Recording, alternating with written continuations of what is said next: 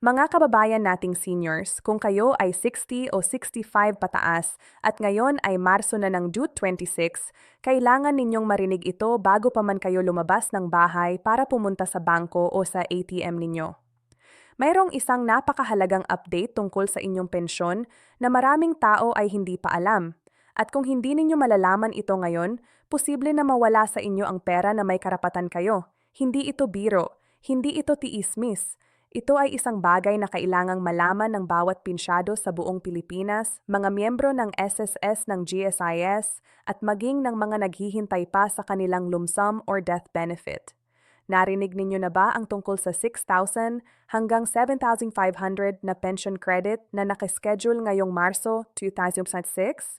Marami sa inyong mga kaibigan at kapitbahay ay naghihintay na sa bayad na ito, pero hindi lahat ay sigurado kung kailan mismo darating, kung paano i-claim at kung ano ang mga bagay na maaaring magpababa o masama pa mag-hold ng inyong bayad.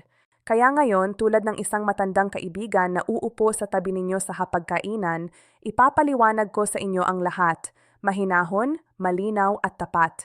Manatili kayo at panoorin ang buong video na ito. Dahil sa huli, may isasabing tips ako para sa inyo na maaaring dagdag na libo-libo sa inyong bulsa sa mga darating pang buwan. Huwag lumayo. Magsimula tayo sa simula. Ang March Pension Credit Update ay hindi isang bagong batas o isang bagong programa ng gobyerno. Ito ay ang resulta ng kombinasyon ng tatlong bagay na nagkataon na nagtagpo ngayong Marso. Ang regular na monthly pension release ang natitirang adjustment mula sa 2024 Pension Increase Directive at ang isang supplemental credit na nakaschedule para sa mga qualifying members na matagal nang naghihintay ng kanilang napending na benefit adjustments. Para sa mga miyembro ng SS, ang tipikal na monthly pension ngayon ay nasa pagitan ng 2,400 hanggang PH 500. Depende sa inyong bilang ng kontribusyon at average na sahod noong nagtatrabaho pa kayo. Ngunit ang mga pensyonado na naapektuhan ng 2023 at 2024 Pension Increase Directives ay makatatanggap ng karagdagang credit na magdadala ng kanilang total na natanggap ngayong Marso sa 6,000 hanggang 7,500. Oo, kayo ay narinig ninyong tama. Ang ilang miyembro ay makakakita ng lump na deposito na higit sa kanilang normal na monthly na bayad. Para naman sa mga miyembro ng GSIS, ang mga dating government employees gaya ng mga guro, pulis, sundalo at iba pang kawani ng gobyerno, ang sitwasyon ay medyo naiiba. Ang GSIS pension ay karaniwang mas mataas at ang March credit ay may kasamang nakakwilwe na service credit adjustments para sa mga nakapagre-retiro mula 2020 pababa na hindi pa nakatatanggap ng kanilang buong retroactive adjustment. Kung kayo ay dating government employee at nagre-retiro kayo sa pagitan ng 2015 at 2022, kailangan ninyong pakinggan ng mabuti ang susunod na sasabihin ko. Ngayon, ang tanong ng lahat, kailan mismo darating ang pera sapagkat walang mas nakaka-frustrate sa isang senior kaysa ang puntahan ng bangko at wala pa ring deposito. Para sa mga SSS pensyonado na naka-enroll sa Disbursement Account Enrollment Module ODM, ibig sabihin ang inyong pensyon ay dumarating sa inyong bank account e-wallet tulad ng GCash o Paymaya or sa inyong SSS UMID card. Ang March 2026 release ay nakaschedule sa ikalawang linggo ng Marso, partikular na sa pagitan ng Marso 10 at Marso 14. Ang eksaktong petsa ay nakasalalay sa huling dalawang digit ng inyong SSS number. Kung ang inyong SSS number ay nagtatapos sa 102, maaga kayong makatanggap karaniwang sa ikaw. Kung nagtatapos sa 7,018,900, ang inyong release date ay mas malapit sa ika-14N or ika-15. Para sa mga miyembro ng GSIS, ang pensyon ay karaniwang nire-release sa una hanggang ikatlong araw ng trabaho ng bawat buwan. Ngunit ang supplemental credit na kasama ng March update ay maaaring lumabas ng hiwalay kadalasan sa pagitan ng Marso 15 at Marso 20. Kaya huwag magpanik kung ang inyong regular na pensyon ay dumating na, ngunit hindi pa kayo nakakakita ng karagdagang bayad. Bigyan ninyo ito ng kaunting panahon. Isang praktikal na payo. Lagi kayong mag-check ng inyong MICE account online or ang GSIC Card Plus sa website nila bago pa man pumunta sa bangko. Nakakatipid ito ng panahon at lakas lalo na para sa ating mga senior na may karamihang kahirapan sa pagbiyahe. Hindi lahat ng pensyado ay makatatanggap ng buong 6,000 hanggang PH 7,500. Kaya naman importanteng malaman ninyo kung saan kayo nakalagay. Una, para sa kwalipikado kayo para sa pinakamataas na credit kung kayo ay may edad 60 pataas at aktibong tumatanggap ng retirement pension na kapagbayad ng hindi bababa sa 120 monthly contributions bago mag-retire. At ang inyong pensyon ay nagsimula bago ang Enero 2025. Dagdag pa rito ang mga miyembro na nakapag-avail ng SS Pension Loan Program at may natitirang balance ay dapat malaman na ang loan repayment ay maaaring i-deduct sa inyong pensyon bago pa man ito makredit sa inyong account. Kaya kung ang inyong normal na pensyon ay 4,000 at may 500 kang monthly loan deduction, ang makukuha ninyo ay 3,500 lang, tapos ang supplemental credit ay idadagdag doon. Para sa GSIS naman, ang mga retires na nasa ilalim ng Old Law Retirement, ibig sabihin nagre-retiro bago ang Republic Act 8291 ay maaaring may kaibang computation.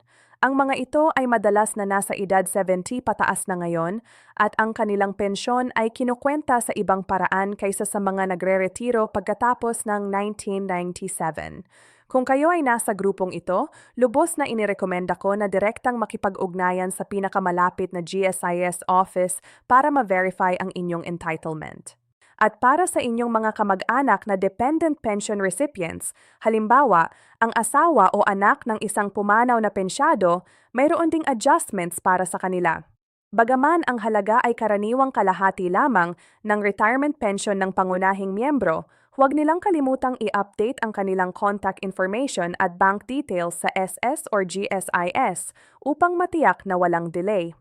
Ngayon, nandito na tayo sa pinakaimportanteng bahagi ng video na ito. Ang mga bagay na maaaring magpababa ng inyong pensyon na hindi ninyo alam. Tinawag ito ng ilan na silent deductions or ang mga bawas na hindi ninyo naroroon ng personal na inaprubahan. Una, ang PhilHealth Premium Deduction. Simula noong 2024, ang mga pinsado ay automatikong nagbabayad ng PhilHealth Premium na direktang binabawas sa kanilang pensyon. Para sa mga may pensyon na 5,000 pababa, ang bawas ay 250 bawat buwan. Para sa mga nasa 5,1 hanggang 10,000, ang bawas ay 500. Maraming seniors ang nagulat nang makita nila na mas mababa ang kanilang natanggap kaysa dati. At ito ang dahilan. Ang magandang balita, ang inyong PhilHealth Premium ay nagbibigay sa inyo ng expanded hospitalization coverage, kaya hindi ito basta-basta luging pera. Pangalawa, ang pension loan balance.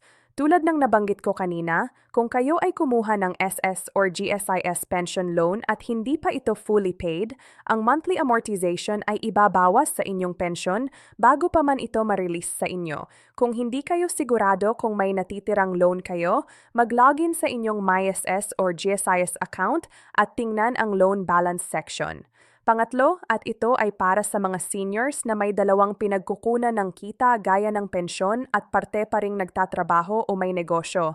Maaari kayong maapektuhan ng income tax kung ang inyong combined annual income ay lumagpas sa threshold na itinakda ng Train Law. Ang retirement pension mismo ay tax-exempt sa Pilipinas. Pero kung may ibang kita kayo na kasama nito, kumonsulta kayo sa isang accountant or sa Bureau of Internal Revenue. Huwag hayaang mabigla kayo sa tax season. Bukod sa regular na pensyon, mayroon pang ibang benepisyo na maraming seniors ang hindi nag-a-avail dahil hindi nila alam na mayon pala itong ganito. Una, ang SSS Funeral Benefit. Kung ang inyong asawa o isang miyembro ng pamilya ay miyembro ng SSS at pumanaw na ang naiwanang pamilya, ay may karapatang mag-claim ng hanggang 20,000 na funeral benefit. Kailangan ninyong mag-file ng claim sa loob ng 3 taon mula sa petsa ng kamatayan. Maraming pamilya ang napalampas ito dahil hindi nila alam na may ganitong benepisyo. Pangalawa, ang SSS Death Benefit. Kung ang pinsyado ay namatay at may naiwanang asawa o mga anak, Ang mga ito ay may karapatang makatanggap ng monthly survivor's pension o isang lump sum kung alin ang mas malaki. Ang survivor's pension ay karaniwang 100% ng pensyon ng namatay na miyembro para sa asawa kasama ang 10% para sa bawat dependent na anak hanggang 5 bata. Para sa mga miyembro ng GSIS, maying Life Endowment Policy or LP na maraming retires ay nakalimutan na o hindi naman nag-a-avail, ito ay isang insurance component na may kasamang maturity benefit. Kung kayo ay matagal ng miyembro at hindi ninyo pa na-check ito, tumawag sa GSI hotline o bumisita sa kanilang pinakamalapit na branch. At huwag din ninyong kalimutan ang 13th month pension na tinatawag ding Christmas bonus para sa mga pinsado. Karaniwan itong inilalabas sa Nobyembre o unang bahagi ng Disyembre at katumbas ito ng isang buwang pensyon. Siguraduhing updated ang inyong banking information para hindi ito maantala. Kung kailangan ninyong pumunta sa SSS o GSIS office para sa anumang dahilan, claim verification, update ng banking details o pag-file ng benepisyo. Narito ang ilang practical na tips para hindi masayang ang inyong biyahe. Una, mag-schedule ang appointment online kung maaari. Ang SSS ay meron ng online appointment system sa kanilang website na ssg.ph. Pinipigilan nito ang matagal na pila at tinitiyak na may naka-assign na staff na tutulong sa inyo. Para sa GSIS, ang kanilang website ay gsis.gov.ph at mayroon ding ARVS portal. Pangalawa, magdala ng lahat ng dokumento sa isang pagkakataon. Ang listahan ay karaniwang ganito: inyong valid ID na may larawan ang inyong SSS o GSIS number, isang photocopy ng inyong bank passbook or ATM card para sa bank detail updates, at kung may ina-avail kayong benepisyo, ang mga supporting documents tulad ng birth certificate, marriage certificate, or death certificate. Pangatlo, pumunta ng maaga. Ideally, bago magandang umaga. Ang mga SSS at GSIS offices ay puno na bago magtanghali lalo na sa simula ng buwan. At kung mayroon kayong may sakit o may kapansanan, huwag mahiyang humingi ng priority lane. May batas na nagtatakda na ang mga senior citizens at persons with disability ay may karapatang ma-prioritize sa lahat ng government offices. Pang-apat, isave ang hotline number sa inyong telepono. Ang SSS hotline ay 14 through 55 at ang GSIS ay mayroon ding dedicated helpline na makikita sa kanilang website. Mabilis na sagutin ng kanilang customer service ang mga tanong tungkol sa pension status at mas mabilis pa ito kaysa personal na pagpunta sa opisina para sa simpleng katanungan. Ngayon, pag-usapan natin ang pinakamasayang bahagi. Paano ninyong mapapalakas ang inyong retirement income at mapakinabangan ang bawat pisong darating sa inyo? Una, i-consolidate ang inyong receiving account. Kung ang inyong pensyon ay pumupunta sa isang bangko, ngunit ang inyong expenses ay nasa ibang bangko, nag-aaksaya kayo ng panahon at maaaring bayad sa transfer fees. Mas maganda kung iisa lang ang account na ginagamit ninyo para sa pensyon at pangaraw-araw na gastos. Pangalawa, pag-isipan ng GCash o Maya para sa convenience. Maraming seniors ngayon ang nag-e-enroll ng kanilang pensyon sa mga e-wallet dahil mas madaling gamitin lalo na para sa mga hindi malapit sa bangko. Ang SS ay nakikipag-partner na sa mga digital payment platforms upang mapadali ang disbursement. Pangatlo, mag-set ng budget para sa inyong pensyon.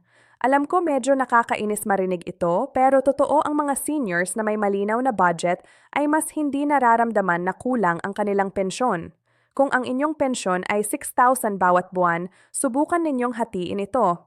2,500 para sa pagkain, 1,000 para sa gamot at medikal, 1,000 para sa kuryente at tubig, 500 para sa komunikasyon, at 1,000 na itatago bilang ipon o emergency fund. Maliit man ang halagang inilalagay sa ipon, mahalaga pa rin ito.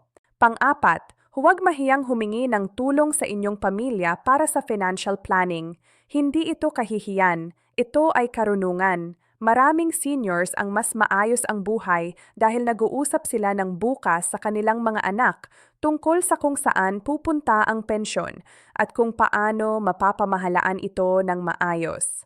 Mga mahal naming kababayan na senior, bago pa man tayo magtapos, nais ko na ibuod ang lahat ng pinag-usapan natin ngayon. Ang March Pension Credit Update ay isang tunay na pagkakataon para sa maraming pensyado na makatanggap ng 6,000 hanggang 7,500 sa kanilang account. Pero katulad ng lahat ng bagay na may kinalaman sa gobyerno, kailangan ninyong maging handa, maging alerto at maging aktibo sa pag-check ng inyong account at mga benepisyo. Huwag hayaang lumipas ang deadline para sa mga claim. Huwag hayaang mapabayaan ang mga nakatagong benepisyo na matagal na kayong may karapatang ma-avail. At huwag hayaang mga deduction na hindi ninyo alam ay magpababa ng inyong kita nang walang inyong kaalaman. Kung nakatulong sa inyo ang video na ito, pakibahagi ito sa inyong mga kaibigan, kapitbahay at kamag-anak na mga senior din. Dahil sa bawat senior na maabot ng impormasyong ito, may isa pang pamilyang natutulungan. At kung mayroon kayong mga katanungan o gustong malaman pa, ilagay ninyo ito sa comment section sa ibaba. Susubukan naming sagutin ang bawat isa.